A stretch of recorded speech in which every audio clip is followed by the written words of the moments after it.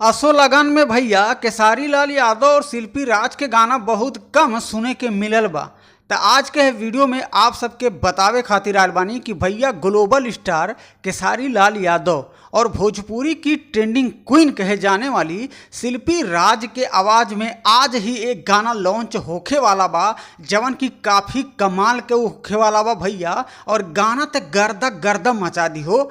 आपके बता दी हम कि कुछ घंटे पहले गाना के पोस्टर शेयर भइल है। हाई स्क्रीनिया पे पोस्टर वा देख रहा बानी भैया। जी हाँ, गाल कटवा जीजा भैया केसारी लाल यादव और शिल्पी राज के आवाज़ में एकदम धमाका होखे वाला बा लगन स्पेशल सॉन्ग।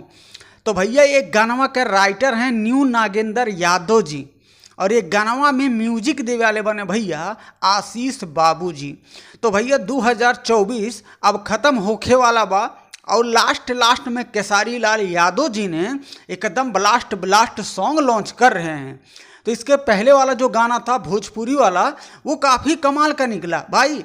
1 मिलियन से ज़्यादा व्यूज तो उस पर चल ही रहा है। और फिर से एक नया धमाका आ गया है गल कटवा जीजा, जो कि लगन के लिए ज़्यादातर इस्तेमाल किया जाएगा गाना। तो भैया हो काहे लेट करा था, आज है 22, जी हाँ 22 नवंबर हो आज। तो भैया आज शाम के 4 बजे Kesari music world YouTube channel पे ई गानवा के लॉन्च करल जाई।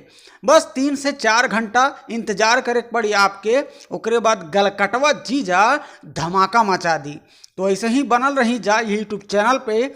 आपके छोटका भैया आप सबके खातिर जल्द से जल्द फिर से कौन नया गाना के अपडेट लेकर हाजिर हो जाई।